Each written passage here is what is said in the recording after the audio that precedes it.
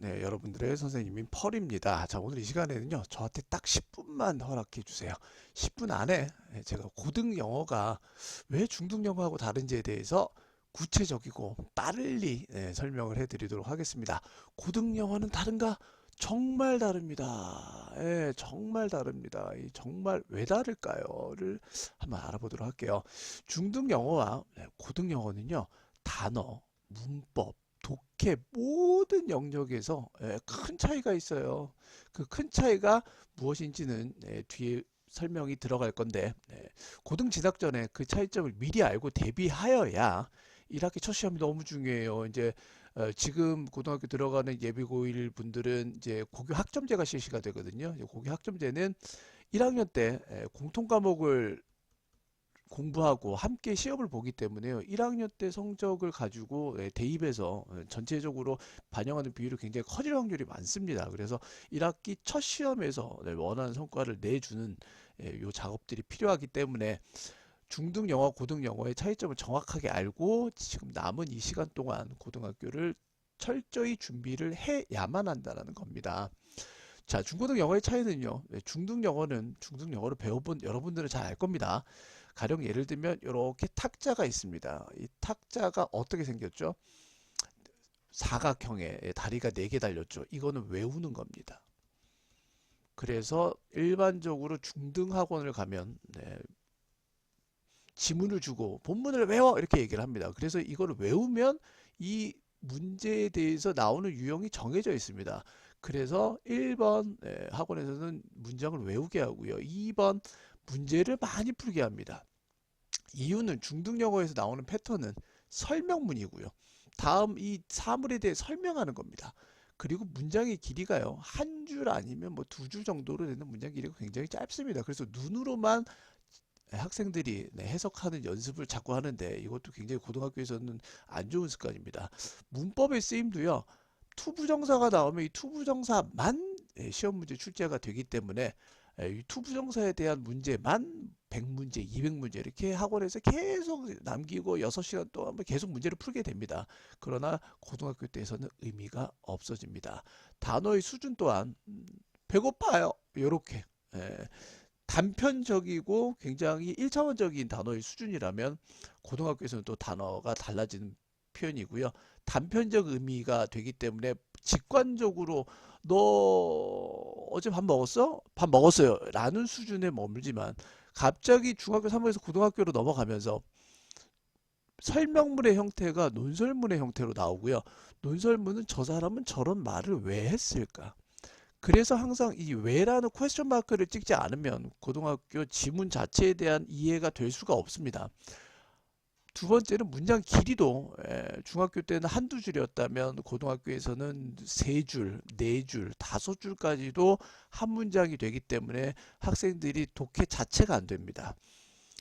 세 번째 문법 또한 투부정사만 관계대명사만 똑같은 문제만 나왔다면 이제는 고등 영어에서는 전체 문법에 대해서 다 물어봅니다. 그렇기 때문에 지금 고등학교 진학 전에 이 문법을 준비를 하고 있지 않다면 굉장히 어려운 게임이 됩니다. 왜냐하면 문법을 모르면 주관식을 쓸 수가 없어요. 객관식을 맞추는 데는 전혀 의미가 없는데 주관식 문제에서는 문제가 커집니다.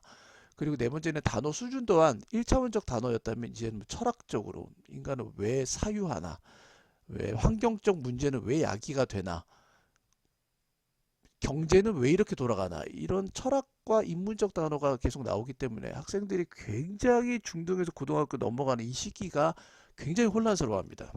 그리고 의미가 단편적 의미가 아니라 함축적 의미가 나오기 때문에 그 문장을 쓴 그 이면에 이 사람이 어떤 의도로 썼는지를 자꾸 물어보려고 하고 이게 문제 출제가 되기 때문에 오랜 시간 앉아 있고 문장을 암기하는 중등부 중심의 학원에서 공부했다가는 고등학교에서는 점수가 절대 나올 수가 없습니다. 그래서 어른들은 잘 압니다. 아, 고등학교에서 왜 고등이라는 말을 쓰는지를 잘 아실 겁니다. 그냥 정말 단편적인 의미가 아니라 저게 왜 나왔는지를 사고해야 하고 머리를 이제부터는 굴리셔야 된다는 얘기입니다. 그래서 중등 영어에서는요, 문장을 통문장을 암기하는 방식인데요. 통문장 자체가 불가합니다. 왜냐하면 지문 자체가 중등부에서 나온 지문의 곱하기 5배 정도 수준 나오고요.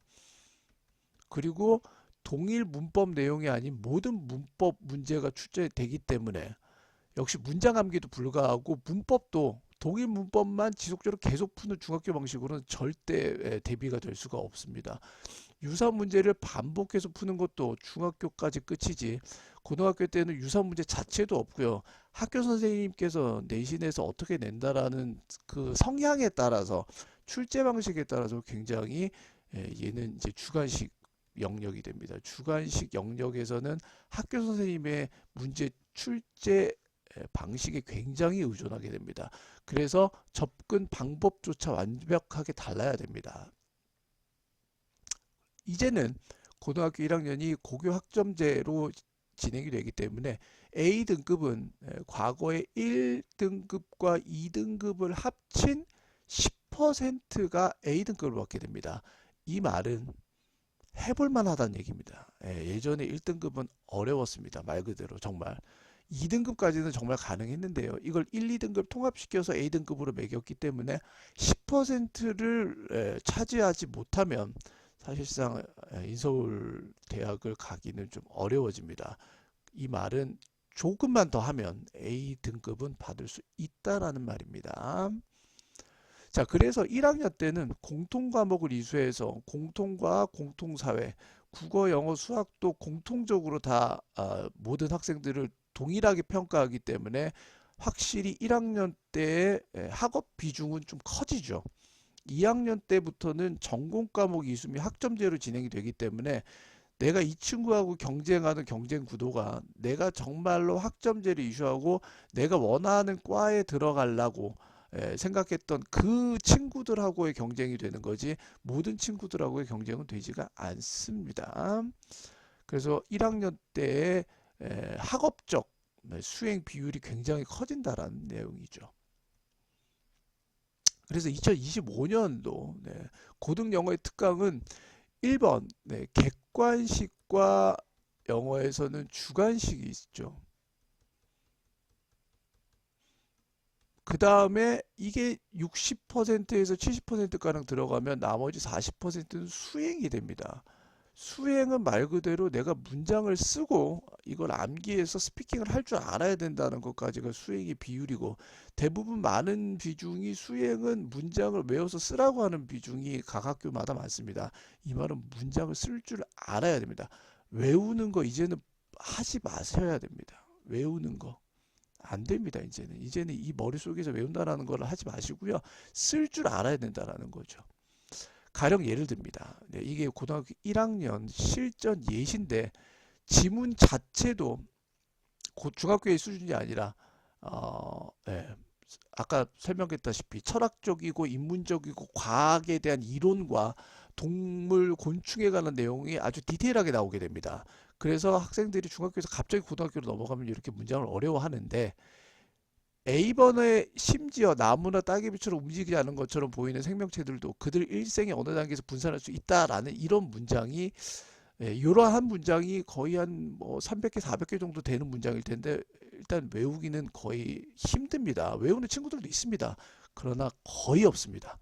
그럼 그 친구들 따라서 똑같이 중학교 때처럼 외우려고 모든 학원들이나 일반적으로 시키는데 저는 반대하는 주의이기 때문에 이 문장을 A번의 문장을 이렇게 쓸 줄 알아야 됩니다. 그러면 제시어가 이렇게 주어지고요. immobile 움직이지 않는 건데 이게 어디에 들어가고 그 다음에 주격 관계대명사는 뭔지를 알아야 되고 그리고 이 문장에서 가령 분사를 써야 되는 문장인데 그럼 분사를 어떻게 써야 되는지를 알아야 되고 appear은 이형식 불완전 자동사인데 이건 문법을 어떻게 이용해서 문장을 써야 되는지를 배워야 됩니다. 이 주관식 쓰는 방법은 배워야 됩니다. 그러나 대부분들은 가르쳐주지 않습니다. 왜? 그냥 외우라는 굉장히 쉬운 말로 학생들한테 얘기를 하고요. 못 외우면 학생 탓을 합니다. 그런데 그거는 굉장히 안 좋은 방법이죠. 그래서 저희는 이번에 특강 과정을 통해서 학생들과 이거는 또 제가 칠판으로 수업하는 것보다는 줌으로 직접 이렇게 화면에 보이는 것처럼 학생들을 보고 먼저 쓰라고 유도를 하고요. 학생들이 먼저 이 문장에 대해서 써보고 제가 다시 이 문장을 어떻게 주격관계대명사를 가지고 이 단어를 가지고 쓸 수 있는지를 제가 다시 써주면 학생들이 아 내가 이 문장에서는 요거를 사용 못했고 주어 동사도 내가 쓰지를 못했구나를 깨닫게 됩니다. 그 깨달음을 얻게 하는 방식을 이번에 특강 시간을 통해서 확실하게 주입을 시키려고 하기 때문에 수행에서도 도움이 되고요. 그 다음에 학교 주관식 갈 때 아 나는 쓸 수 있어. 나는 이 문장을 외우지 못했지만 충분히 쓸 수 있어 라는 자신감을 배양시키고자 하는 목적이 됩니다.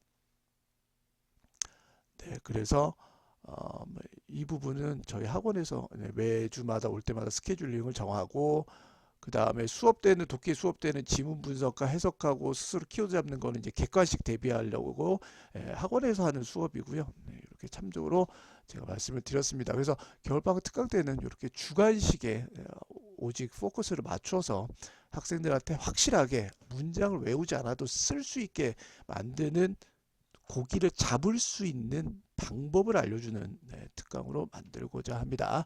고등학교와 중학교의 영어 차이를 모든 분들이 알았으면 좋겠고요. 그리고 주관식이 얼마큼 중요하고 그리고 대비할 때 절대 외우지 않는 것이 필요하다. 반드시 명심해 두시면 좋겠습니다.